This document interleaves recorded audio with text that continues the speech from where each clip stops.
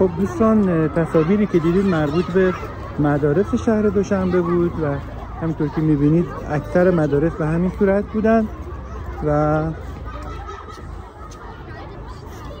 اکثرا محیط مناسب آموزشی هم برقرار.